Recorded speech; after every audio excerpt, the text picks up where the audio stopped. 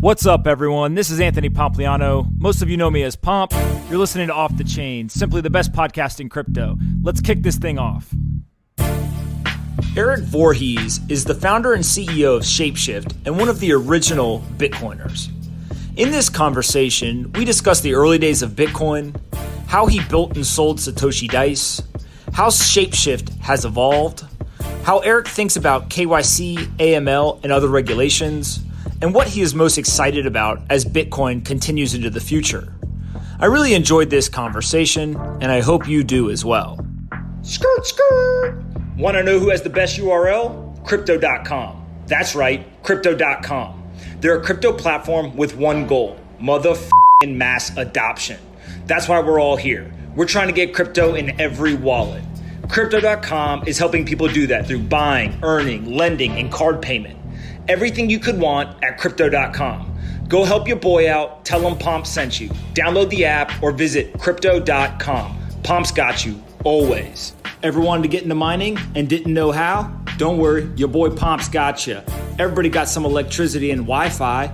All you got to do is go to coinmine.com. You buy a coin mine. It's like an Xbox or a PlayStation that helps you turn your electricity into Bitcoin. That's right. You purchase it. It shows up at your doorstep. You pull it out of the box. You plug it in, connect to your Wi-Fi. 5 minutes or less, you're mining Bitcoin. All you have to do is control it from the mobile app they provide, and then you receive over-the-air updates that add new coins and new features on a consistent basis. Kind of like how Tesla does over-the-air updates and updates the car software. Just you're updating your coin mine. Consumer mining made easy. That's right. Go to coinmine.com, tell them Pomp sent you, and thank me later. As many of you know, crypto investors store their digital assets on exchanges or in cold storage for long-term safekeeping. However, this strategy doesn't help them grow their investment holdings or build overall wealth. With the new BlockFi interest account, users can now securely store their Bitcoin or Ether at BlockFi and receive 6% annual interest paid monthly in cryptocurrency. 6% is an absurdly high rate. It's the best rate in the industry. I highly suggest you go check out blockfi.com/pomp. Again, that's blockfi.com/pomp to sign up and start earning crypto today. If you follow Bitcoin and crypto, you've probably heard of eToro. They're the world's #1 social trading platform, and I love it. They've got more than 10 million other traders that love it too. And guess what? They just launched in the United States. eToro offers access to the world's most popular cryptocurrencies, including Bitcoin, Ethereum, and others. With the smartest trading tools and the ability to connect with the best traders around the world, there's no better place to build your perfect portfolio. If you're new to Bitcoin and crypto, you can test the waters with their $100,000 virtual trading feature. But if you're more experienced, you can create custom technical charts and use eToro's social feeds to inform your trading decisions. They've got transparent fees, and so you never miss out. They also have an easy-to-use application available on iPhone, Android, or any web browser. You can get started today in just a few clicks at eToro.com. Again, that's eToro.com. Get VIP access to Bitcoin and crypto markets today. Anthony Pompliano is a partner at Morgan Creek Digital. All opinions expressed by Pomp or his guests on this podcast are solely their opinions and do not reflect the opinions of Morgan Creek Digital or Morgan Creek Capital Management. You should not treat any opinion expressed by Pomp as a specific inducement to make a particular investment or follow a particular strategy, but only as an expression of his opinion. This podcast is for informational purposes only. All right, guys, bang, bang. I'm here with Erik. We are in Laramie, Wyoming, of all places, and we don't have too long, but we want to sit down real quick and talk a little bit about his background, how he originally discovered Bitcoin, what he's doing at ShapeShift, and go from there. So thanks so much for taking the time to do this. Yeah, thanks for having me on the show. For sure. Let's start with background. What'd you do kind of pre-Bitcoin, crypto, etc.?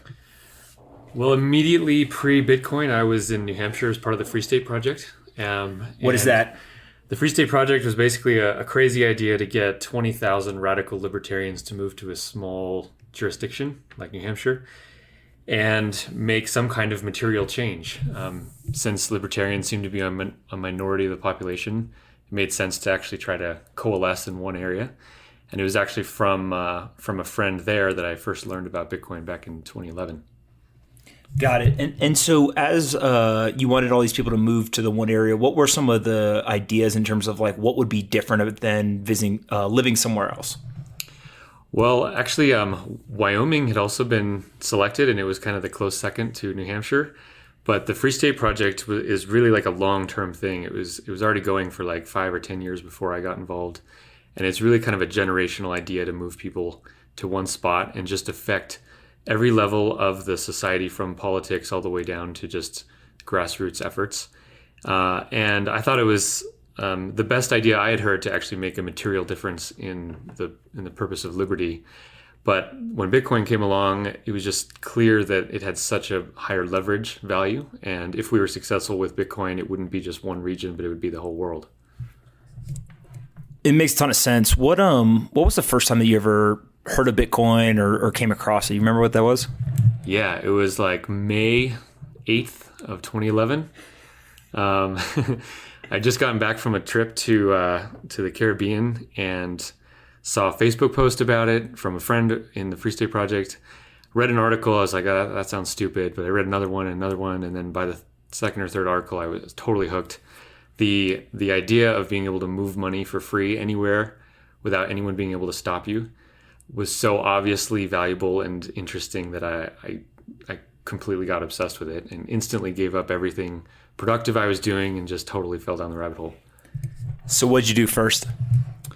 First, I was just learning. So, my background is not in computer science at all. I'm not an engineer. So there was a lot of just learning, what these terms were, everything about cryptography. I had no understanding of any of that stuff.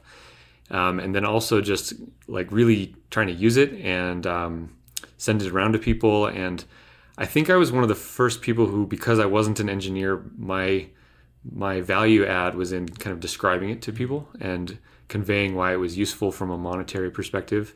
My background is in monetary economics as a hobby of mine. And so I really latched onto it as like the way that the world can use money without governments being involved.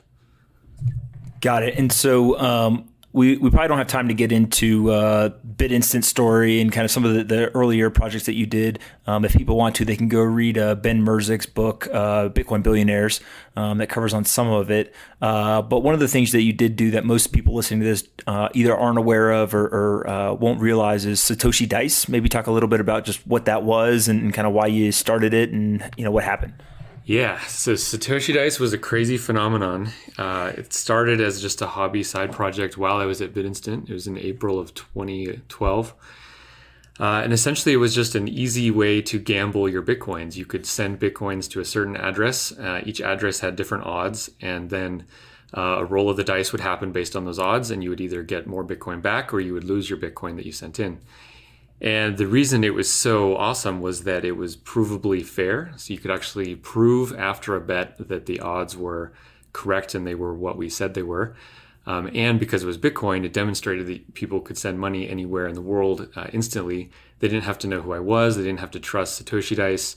It just demonstrated the power of Bitcoin itself and the power of cryptography to verify these kind of rolls. For sure. And so obviously that went pretty well. You ended up selling it at one point. And how do you get from Satoshi Dice and BitInstant to ShapeShift? And what was kind of the original idea there as to what you wanted to build? Yeah, so while I was at BitInstant, we had the Winklevoss brothers invest in the company. And people can read that book that you mentioned if they want to hear more about that story. But let's just say it didn't end very well. And myself and another BitInstant guy named Ira, we moved down to Panama to co-found Coinapult, which was essentially just a Bitcoin wallet. And so I was down in Panama for a year. I decided I wanted to leave that and move back to the US. And I had an idea for ShapeShift sort of as I was planning to move back. And so ShapeShift got started in early 2014. And so what was the original idea that you started with, and then how has it evolved from there to, what you're doing today? So the original idea was that I wanted to be able to convert Bitcoin into another coin as easily as possible because they're both digital assets. It seemed that there should be no friction between one and the other. And I saw that, just as Bitcoin was obviously valuable because you could move money all over the world, these blockchains were valuable because you could do all sorts of new financial products built on them.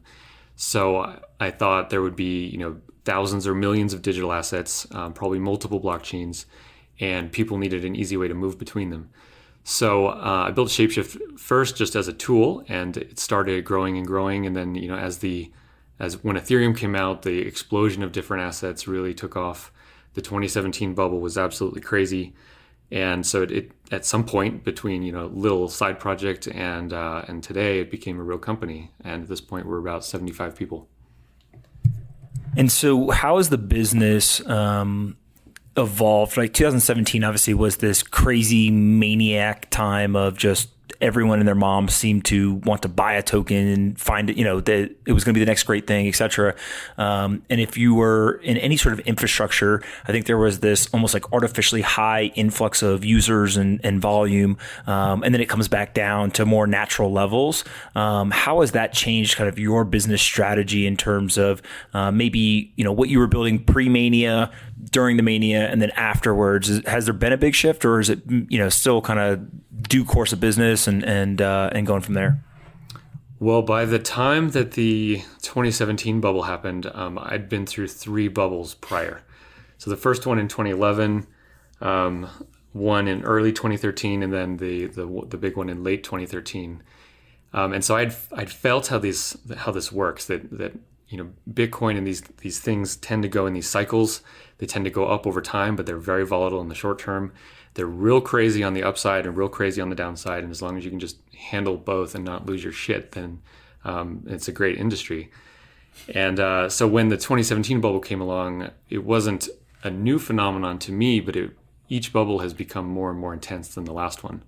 And every time they happen, you get this influx of new people, almost all of whom only care about getting rich quick. And when the bubble pops, most of them go away, but not all of them. And so you end up getting just a growing group of core people that get fascinated by the technology. So ShapeShift really hasn't changed, post bubble. What has changed is that ShapeShift implemented KYC accounts in late 2018. That was a fundamental change to the whole business, because before that we didn't have any user accounts whatsoever. I'm very vehemently opposed to having to take personal information from people. We did it not because we want to, but because we were forced or compelled to do it. And so that was a huge struggle for us as a company and me personally. But that certainly changed the business. So let's talk about this a little bit, because I think that one thing no one can take away from you is that you're very principle driven, right? And you've been very clear about a number of the principles that you have. Describe some of the issues that you take with KYC, AML type stuff, and the collection of the personal information for a lot of this infrastructure, and then maybe walk us through, what the decision-making process was to go ahead and add some of it once you were compelled to. Yeah, so fundamentally, I think if you haven't hurt anyone, then you deserve to be left alone. And that's really like the basis of my ethical foundation. So when it comes I think so. If you haven't hurt someone, then you should be free. That's supposed to be the foundation of what America is built on. And so in the context of business, we don't need someone's name or address or phone number or social security number in order to trade crypto with them. We don't need that at all. They don't want to give it to us. We don't want to have it. So why do it? And if we take it, then now we are endangering that person, because now their personal information is getting broadcast across the internet. It's just not a good thing to do. On the other hand, the government wants financial institutions to basically spy on people for them. They want they want companies to basically be part of their surveillance apparatus. And they force through law companies to do this. Early on in ShapeShift's history, we felt comfortable enough in the gray area. It wasn't clear whether we would be considered a financial institution and whether we had these kind of legal requirements under US and international laws. After the 2017 bubble, when we grew quite large, we started really looking into this, because the gray area was getting less and less comfortable. And we navigated every contour of this stuff that we could. We spent literally millions of dollars in multiple jurisdictions trying to figure out whether we would need to do this or in what way, and ultimately came to the conclusion that if we didn't do it, we would be probably thrown in a cage, and our lives would be over. So faced with that, that's a pretty shitty position to be in, and definitely it was the most stressful decision-making time and most difficult challenge that I've had to deal with in my life.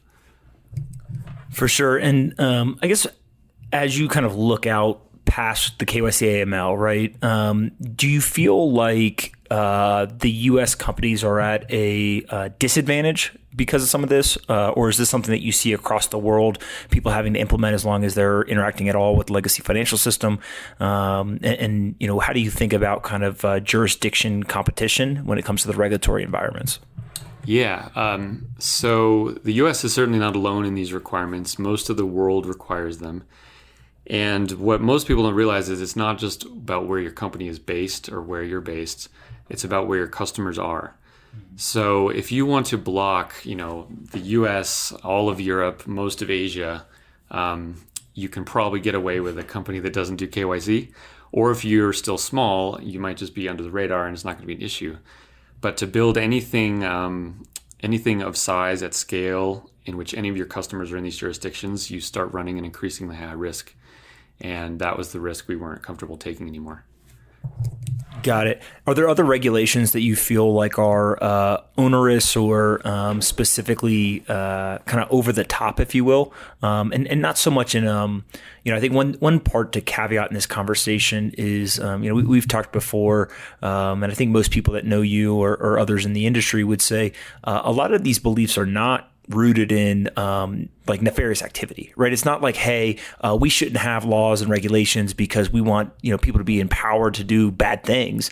Instead, it is much more around that individualistic freedom and rights. So from that viewpoint, making sure that viewpoint's clear, like, are there other regulations that you say, they kind of fall in line with the KYC stuff where they may not be necessary or they may be a little bit more over the top and onerous? Yeah, I'm pretty much not a fan of any regulations. Fundamentally, when you go to a restaurant, they don't KYC you. You're permitted to pay anonymously and eat. And yet, what if the restaurant is serving a terrorist food, right? You would be facilitating terrorism by nourishing the terrorist. The same principle applies when it comes to money. The vast majority of your customers are good people and haven't done anything wrong. There's not even a suspicion or accusation of wrongdoing. And so to endanger them by taking their personal information is just purely unethical, in my opinion. There are lots of other regulations throughout the financial industry. I have my own issues with the SEC for many reasons. Basically, their rules prevent they prevent people who aren't wealthy from investing in early startups. I think that's entirely unethical. I think things like what the FDA does, where they prevent life-saving treatments from going to people if they haven't, gone through all their tests, and people literally die waiting for FDA approval. There's I could go on and on with this stuff, but suffice to say that I wish that America would start moving back toward the principle of individual liberty that it was founded on. And it's moved so far from that, and I don't see that changing in any meaningful sense. Skirt, skirt. Want to know who has the best URL? Crypto.com. That's right, Crypto.com. They're a crypto platform with one goal: motherfucking mass adoption. That's why we're all here. We're trying to get crypto in every wallet. Crypto.com is helping people do that through buying, earning, lending, and card payment. Everything you could want at Crypto.com. Go help your boy out. Tell him Pomp sent you. Download the app or visit Crypto.com. Pomp's got you, always. Ever wanted to get into mining and didn't know how? Don't worry, your boy Pomp's got you. Everybody got some electricity and Wi-Fi. All you got to do is go to coinmine.com. You buy a coin mine. It's like an Xbox or a PlayStation that helps you turn your electricity into Bitcoin. That's right. You purchase it, it shows up at your doorstep, you pull it out of the box, you plug it in, connect to your Wi-Fi, 5 minutes or less, you're mining Bitcoin. All you have to do is control it from the mobile app they provide, and then you receive over-the-air updates that add new coins and new features on a consistent basis. Kind of like how Tesla does over-the-air updates and updates the car software. Just you're updating your coin mine. Consumer mining made easy. That's right. Go to coinmine.com, tell them Pomp sent you, and thank me later. One more word from our sponsor, BlockFi. Their new interest account allows you to securely deposit your Bitcoin or Ether at BlockFi and receive 6% annual interest paid monthly in cryptocurrency. this rate actually compounds. So you receive a 6.2% APY, which is very attractive given the alternatives. So you can actually take your Bitcoin, you can deposit it with BlockFi and get paid an interest rate of 6% in return. Go check out blockfi.com/pomp. Again, blockfi.com/pomp to sign up and start earning interest on your crypto today. Let's kind of go a little bit more internal to the United States. You live in Denver, I believe, right? And most of the people that we've had on the podcast live in New York, San Francisco, LA, somewhere international. But we haven't really talked to folks in, kind of the mountain time zone, if you will. Talk a little bit about, why I choose to live in Denver, kind of what that ecosystem looks like, crypto, and then just technology more generally. Yeah, well, I grew up in Colorado. I grew up in the mountains. So I've always loved Colorado generally. And so when I moved back here, it was really just a lifestyle preference. I've lived in New York. I've lived in Dubai. I've lived down in Panama. But the mountains and the sun and just the beautiful land is something that I love. So Denver's been an amazing city. It's definitely not a financial hub, but it's a tech hub at this point. And so it's plenty large for us to hire anyone we need to hire, and great food and beautiful place. So I just love living there, and I can fly anywhere I need to pretty quickly. So it doesn't get better than that. For sure. Moving back to the crypto space, what other areas are you personally interested in? Right. So outside of the regulation, like what are the areas you think are really important right now that people should be paying attention to, and may even serve as large inflection points for growth or adoption? So the thing that most people, like on a macro level, the thing that is most exciting that people should be really paying attention to is that the conversation around monetary attributes has hit not mainstream, but I would say mainstream politics. And this has largely been catalyzed by Libra. Bitcoin grew from this very small thing, and the people who are involved in it care about the attributes of money and what makes money good. But that's not something that the mainstream public has cared about. The word fiat was never used in normal discourse before Bitcoin came out. And through Bitcoin and the crypto industry, and especially through Libra now, politicians and economists are saying the word fiat. They're talking about the attributes of money. They're getting worried that someone like Facebook is coming out with a currency because it could compete with the dollar and harm monetary policy. That theme is amazing. That's like what we fantasized about, 9 years ago. And so it's that trend won't stop. As crypto keeps growing, as the fiat financial system falls apart into the next recession, these things are going to be hot topics of debate. I think Bitcoin will be villainized by economists. Libra will be villainized by economists. And the politicians who basically want to perpetuate the fiat banking system. But that theme is just really fascinating and is the thing that really gets me excited every day I wake up. You get me excited just talking about it. What's kind of your view if we look out, 10, 20 years, what is actually possible? Is it Bitcoin's the global reserve currency? Is it Bitcoin is a digital gold? It's in everyone's portfolio. Like what's kind of the new dream, right? I think a lot of the stuff that's happening now was the dream of 8, 9, 10 years ago, just because it seems so improbable, but high impact if it happened. What do you see now as, some of those milestones 10, 20 years from now? So 10 or 20 years from now, I think fiat currencies will be mostly gone. 10 might be ambitious, but I think 20 years is probable. And the reason is that as Bitcoin takes over, people will tend not to save their money in assets that are debasable. So dollar and any fiat currency is highly debasable. They are debased as a matter of course and policy. And people just will, at the margins, tend to avoid those things and hold their value in something like Bitcoin. So I think this will be incredible because it will restrain the ability of governments to spend money. They won't be able to inflate currency anymore. It means governments will have to shrink. I think you will have some kind of borderless global currency like Bitcoin that everyone around the world will use. There won't be this idea of like the currency you use is based on where you live, in the same way that the internet has taken down all these borders and people just talk to each other anywhere in the world. Bitcoin and blockchain technology have done that for money. So people can now move value anywhere in the world without these kind of borders and arbitrary restrictions. So I honestly see it taking over the entire financial system. And I see the place of the crypto industry as basically building the alternative system to the fiat and banking system. It is definitely looking like we're headed that way. The kind of competitors in the arena, if you will, right now, there's the fiat system that we've seen. There's Bitcoin, which is this decentralized currency. Then you've got what I'll call like the corporate coins, right? So this is everything from the Facebooks, but also the JP Morgans, the Wells Fargos that they're backing them by $1, et cetera. And then there's this last category, which is the central bank digital currencies. Maybe what are your thoughts there in terms of, is that just a perpetuation of the existing fiat system? Is there some innovation there that actually may save those central bank systems? Like, what do you think about that?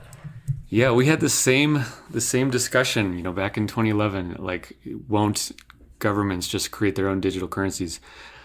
And the truth, which we said back then as well, was that fiat already is a digital currency. So the US dollar is the world's largest digital currency today.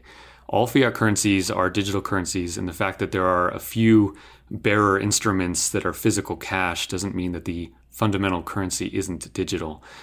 So the question of like, will governments make new digital currencies that are fiat? Yeah, they'll probably try because they think that will change things, but they will keep control over the system. They'll never relinquish control over their new digital dollar, and they will always maintain the ability to inflate it. So in what sense is that any different than dollars today? If a government ever came out with a digital currency that they could not control and that they could not debase, that could actually seriously be a competitor to a Bitcoin, but no government will ever do that. Yeah, I tend to agree that that's probably right. Before I wrap up, I do rapid fire questions. What do you think is the most important company in Bitcoin or crypto other than ShapeShift? We're definitely not the most important company in crypto. I think you got to say either Binance or Coinbase, due to the effect that they've had. The ability of Binance to move into all these different verticals and seemingly execute very well over and over again has to be admired. And Coinbase, I think more than any other company, has brought people into cryptocurrency. So for all their faults, I continue to be a big fan of Coinbase. I hope to someday outcompete them and destroy them, but I also think they're an incredibly important company and deserve some admiration for that. There's nothing like admiring the person that you're trying to destroy. I love that. All right, we already talked about the regulation stuff, so I'll skip that question. What's the most important book you've ever read? Most important book I've ever read is probably What Has Government Done to Our Money by Rothbard. Very short. You can read it in an afternoon, but it demonstrates sort of the perversion of what money used to be, pre 100 years ago, to what it is now in this fully fiat world. And it just so cohesively demonstrates the moral failings of that process. It was something I read before Bitcoin, and it was something that got me really interested in gold, and that really opened my mind so that it was ready for Bitcoin when it happened. But that was absolutely a life-changing book. It's one that often gets recommended on the podcast, so people definitely should check it out.